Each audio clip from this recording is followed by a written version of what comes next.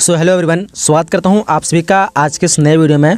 जैसे आप सब पता होगा, आपका एग्ज़ाम जो है काफ़ी नज़दीक आ चुका है और ऐसी स्थिति में आप लोग को चाहिए कि अधिक से अधिक उन प्रश्नों का अध्ययन करें जो कि आपके एग्ज़ाम की दृष्टि से महत्वपूर्ण होगा, जो आपके एग्ज़ाम में आ सकते हैं। तो इन्हीं स्थिति को मैं आप लोगों को देखते हुए आप लोगों के लिए कुछ महत्वपूर्ण प्रश्न का जो मॉडल सेट लेके आया हूँ। तो आप मुझे उम्मीद है कि इस वीडियो को अगर पूरी तरह से देख लेते हैं तो आपके एग्ज़ाम में काफ़ी अच्छे स्कोर ला सकते हैं। मैंने जितने भी मॉडल सेट महत्वपूर्ण होगा मैं आप लोगों के लिए प्रोवाइड कर दूंगा, तो हमारे साथ बने रहें और वीडियो को लाइक करके कमेंट बॉक्स में बताइए कि अगला मॉडल पेपर आप लोग को किस चीज़ का चाहिए, क्योंकि यहाँ पे आपको कंप्लीट सभी सब्जेक्ट के मॉडल पेपर मिल जाएंगे बस कुछ ही दिनों में। बस आप लोग थोड़ा वेट कीजिए, धैर्य रखिए। मैं सभी को जो मॉडल सेट होगा इंपॉर्टेंस मैं आप लोगों को दे दूंगा। सो वीडियो को शुरू करते हैं। बस आप लोगों को वीडियो को लाइक कर देना है और अपने दोस्तों से शेयर कर देना ताकि उसको फ़ायदा हो जाएगा एग्जाम से पहले। तो चलिए, यहाँ पे आ चुका आपके सामने क्वेश्चन। जैसे आप लोग देख पा रहे हैं, ये जो है हिंदी 100 मार्क्स का सेट 1 है। इस तरह के आप लोग को सभी सेट प्रोवाइड कर दिए जाएंगे, तो चैनल पर बने रहें। सो फर्स्ट क्वेश्चन यहाँ पे क्या कर रहा है कि सदैव जो है शब्द का संधि विच्छेद है। सदैव शब्द का संधि विच्छेद है। देखिए यहाँ पे सौ जोड़ देव है, सत जोड़ एव है और उसके बाद सदैव जोड़ वो है, उसके सदा जोड़ एव है। तो यहाँ पे राइट ऑप्शन की बात करें तो राइट ऑप्शन क्या होगा, ऑप्शन नंबर इसका डी हो जाएगा, सदा जोड़ एव। बढ़ते हैं नेक्स्ट क्वेश्चन। क्वेश्चन नंबर दूसरा है कि देख पाएंगे कि स्वर्ग प्राप्त कौन समास है। स्वर्ग प्राप्त जो है कौन सा समास है। देखिए यहाँ पे बहुब्रीहि समास है, द्विगु समास है, उसके बाद तत्पुरुष समास है, उसके बाद द्वंद्व समास है। तो यहाँ पे राइट ऑप्शन की बात करें तो 2 का क्या हो जाएगा, ऑप्शन नंबर सी हो जाएगा, यानी तत्पुरुष समास है। कौन सा समास है, तो तत्पुरुष समास है। ऑप्शन नंबर 2 का क्या हो जाएगा, सी हो जाएगा। चलिए बढ़ते अगले क्वेश्चन तरफ। अगला क्वेश्चन नंबर 3 कह रहा है, क्या कह रहा है देखिए यहाँ पे कि कर्बक के रचयिता है, यानी कर्बक के रचयिता कौन है। आप लोग को जो यहाँ पे ऑप्शन चुनना है, 4 ऑप्शन दिए आपके सामने में। तो राइट ऑप्शन की बात करें तो राइट ऑप्शन क्या, ऑप्शन नंबर इसका डी हो जाएगा, यानी जायसी। कर्बक के रचयिता कौन है, तो जायसी। ऑप्शन नंबर इस क्वेश्चन का सी हो जाएगा। चलिए आगे बढ़ते हैं। आगे क्वेश्चन नंबर 4 कह रहा है, देख पा रहे होंगे कि जायसी क्या है, जायसी रचित पद्मावत की भाषा क्या है। जायसी रचित पद्मावत की जायसी रचित जो है पद्मावत है, उसकी भाषा क्या है। 4 ऑप्शन देख पा रहे होंगे। सो राइट ऑप्शन की बात करें तो राइट ऑप्शन नंबर बी हो जाएगा, यानी अवधि। क्या है, तो अवधि। चलिए अगले क्वेश्चन की बढ़ते हैं।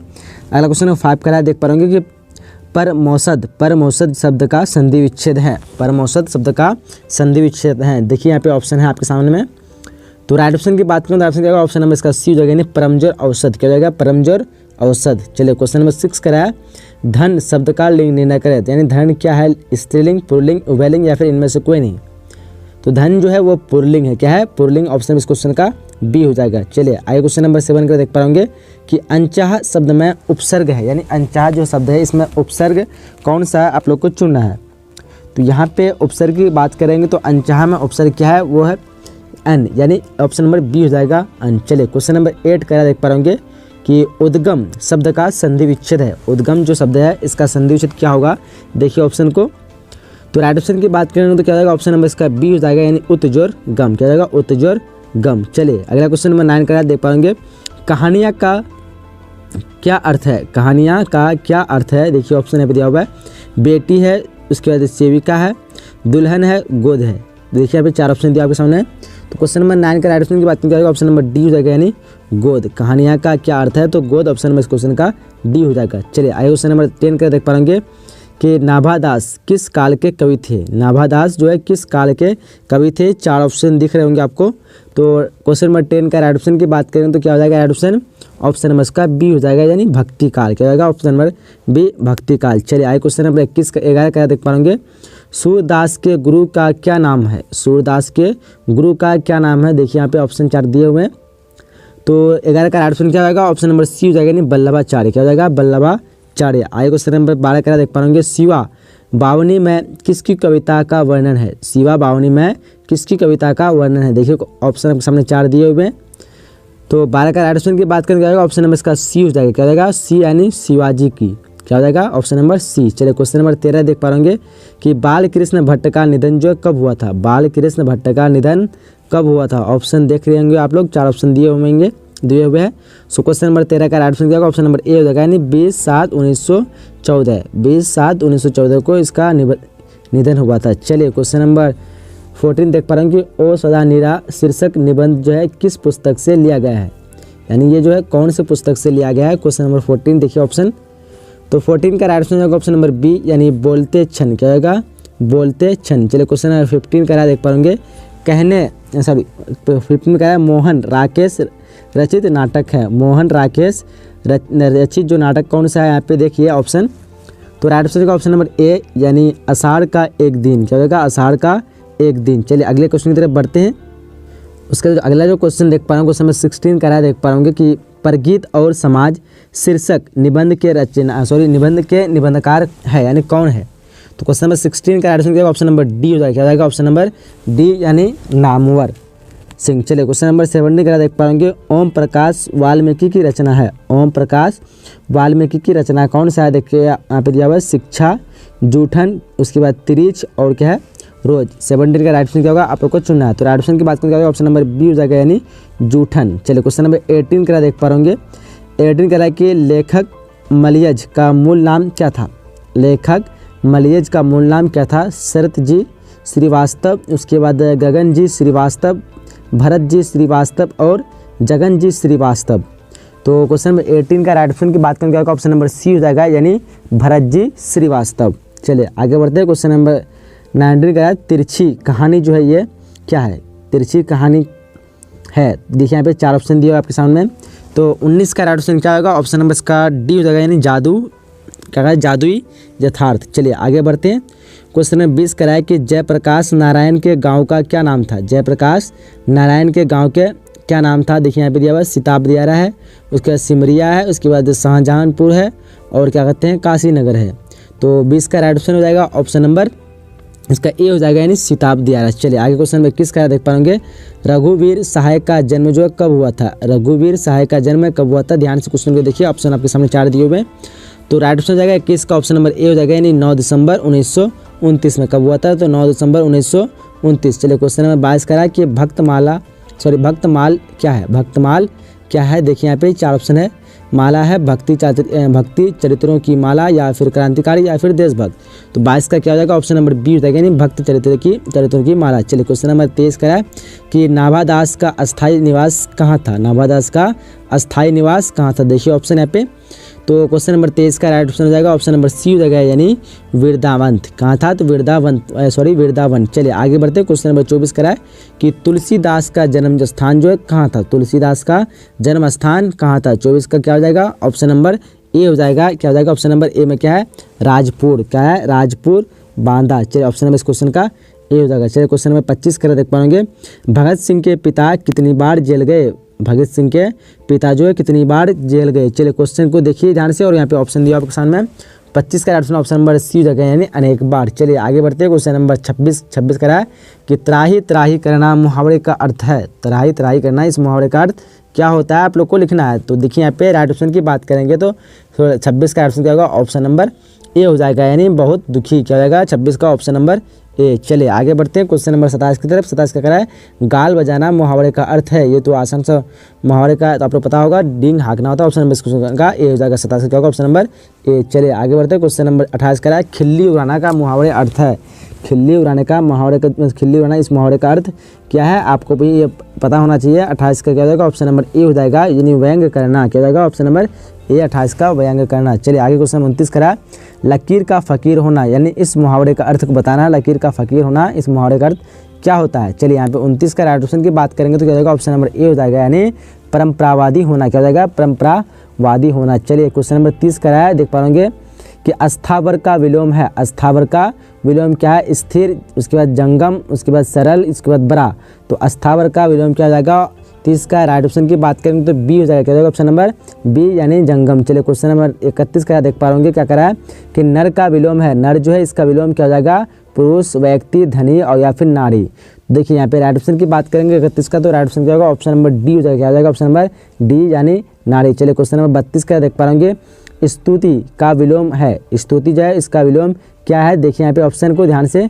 तो राइट ऑप्शन की बात करें तो 32 का क्या हो जाएगा, ऑप्शन नंबर ए यानी निंदा। स्तुति क्या हो जाएगा, निंदा। चलिए अगले क्वेश्चन की तरफ बढ़ते हैं। अगला जो क्वेश्चन है क्वेश्चन नंबर 33 देख पा रहे होंगे कि तलवार का विलोम है। तलवार जो है इसका विलोम क्या होगा, आप लोग को लिखना है। तो तलवार जो है इसका विलोम की बात करेंगे तो क्या हो जाएगा, सहायक। तलवार क्या जाएगा, सहायक। चलिए आगे क्वेश्चन नंबर 34 का देख पाएंगे, अमृत का पर्यायवाची है। इनमें से 4 जो ऑप्शन दिया हुआ है, इनमें से कौन जो है अमृत का पर्यायवाची है। तो देखिए यहाँ पे क्वेश्चन को और ऑप्शन भी देखिए यहाँ पे 34 का क्या हो जाएगा, ऑप्शन नंबर ए हो जाएगा यानी सुधा। क्या हो जाएगा, ऑप्शन नंबर ए यानी सुधा। चलिए आगे क्वेश्चन नंबर 35 करा है कि आश्व का पर्यायवाची है। आश्व का पर्यायवाची क्या हो जाएगा, देखिए ऑप्शन को ध्यान से यहाँ पे दिया हुआ है। तो राइट ऑप्शन की बात करेंगे तो 35 का क्या होगा, ऑप्शन नंबर सी यानी तुरंग, जिसको घोड़ा कहते हैं। आश्व का मतलब पर्यायवाची होता है तुरंग। चलिए क्वेश्चन नंबर 36 करा है कि पत्थर का पर्यायवाची है। पत्थर जो है इसका पर्यायवाची क्या होगा, देखिए क्वेश्चन को और ध्यान से ऑप्शन यहाँ पे आप लोग मिलाइए कौन सा ऑप्शन सही होगा। तो 36 का राइट ऑप्शन की बात करेंगे तो क्या होगा, ऑप्शन नंबर ए हो जाएगा यानी पाषाण। चलिए पाषाण हो जाएगा। चलिए आगे क्वेश्चन बढ़ते हैं। क्वेश्चन नंबर 37 कह रहा है, क्या कह रहा है देख पा रहे होंगे आप लोग कि किस शब्द के पर्यायवाची यहाँ पे गलत है। 37 को ध्यान से देखिए, किस शब्द के पर्यायवाची जो है यहाँ पे गलत है।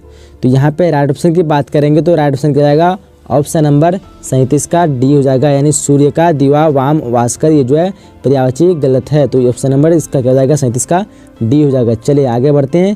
क्वेश्चन नंबर 38 की तरफ कह रहा है कि पुत्री का पुत्र यानी क्या कहलाता है। पुत्री का पुत्र क्या कहलाता है, आसान सा क्वेश्चन होगा आप लोगों के लिए, बहुत ही सिंपल सा क्वेश्चन है। पुत्री का पुत्र क्या कहलाता है, तो 38 का राइट ऑप्शन की बात करें तो बी हो जाएगा यानी नाती कहलाता है। चलिए आगे बढ़ते हैं। क्वेश्चन नंबर 39 करा है, कलम की कमाई खाने वाला, कलम की कमाई खाने वाला को क्या कहते हैं। कलम की कमाई जो खाता है उसको क्या कहते हैं, ऑप्शन देखिए ध्यान से। तो 39 का राइट ऑप्शन की बात करेंगे तो क्या आएगा, ऑप्शन नंबर सी यानी मसीहजीवी, क्या कहलाते हैं उसको, मसीहजीवी। चलिए आगे बढ़ते हैं। क्वेश्चन नंबर क्या कहते हैं 40 करा है कि जल में रहने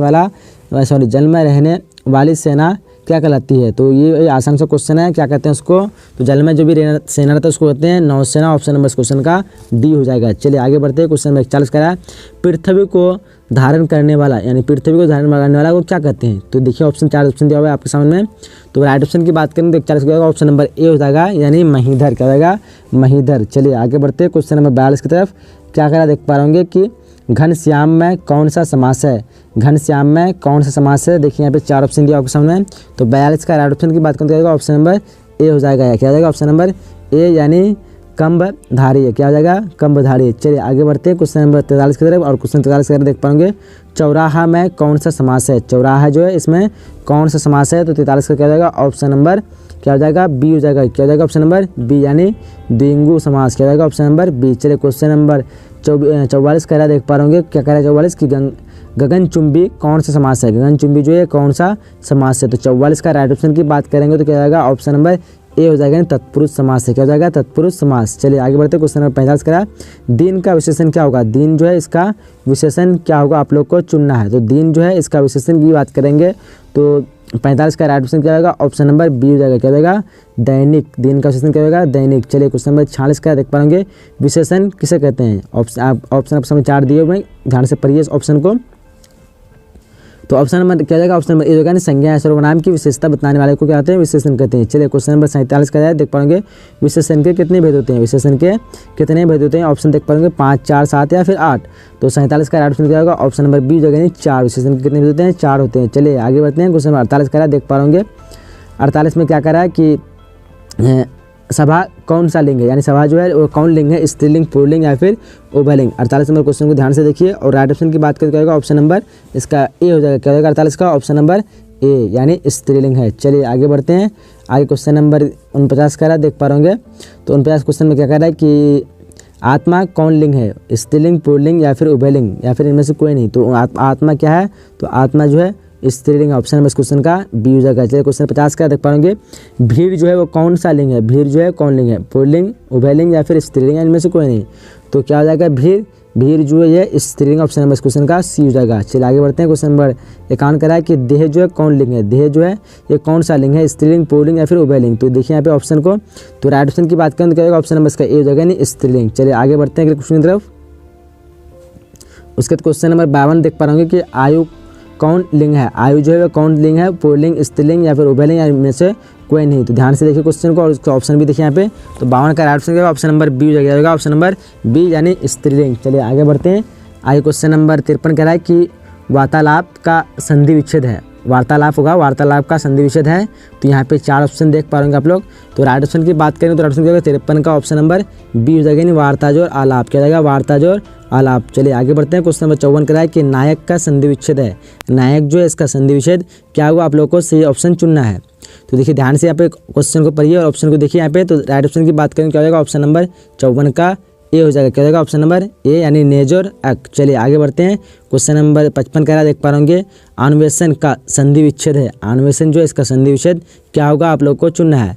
तो 55 का राइट आंसर होगा ऑप्शन नंबर बी। क्या होगा ऑप्शन नंबर बी, अनहैज़ोर-सन। अन्वेषण का संधि विच्छेद क्या होगा, अनहैज़ोर-सन। चलिए क्वेश्चन नंबर 56 कह रहा है, देख पा होंगे उद्गम का संधि विच्छेद है। उद्गम जो है इसका संधि विच्छेद क्या होगा, तो देखिए यहाँ पे ऑप्शन, तो उद्गम का संधि विच्छेद होगा ऑप्शन नंबर बी यानी उत्जोर गम। क्या होगा, उत्जोर गम। चलिए आगे बढ़ते हैं। क्वेश्चन नंबर 57 का देख पा होंगे सुकर्म में उपसर्ग है। सुकर्म के जो है उसमें उपसर्ग क्या है, तो उपसर्ग में पहले वाले लगने वाले को कहते हैं। तो 57 का क्या हो जाएगा ऑप्शन नंबर इसका ए हो जाएगा यानी सु। चलिए आगे देखिए क्वेश्चन नंबर 58 का है कि समक्य में उपसर्ग बताएं। समक्य में उपसर्ग कौन सा है आप लोग को चुनना है। तो 58 का राइट ऑप्शन क्या होगा, ऑप्शन नंबर बी हो जाएगा यानी सम। समक्य में उपसर्ग क्या है, तो सम। चलिए आगे बढ़ते हैं। क्वेश्चन नंबर 59 करा देख पा रहे कि लुटेरा में कौन सा प्रत्यय है। लुटेरा में कौन सा प्रत्यय है, देखिए ध्यान से।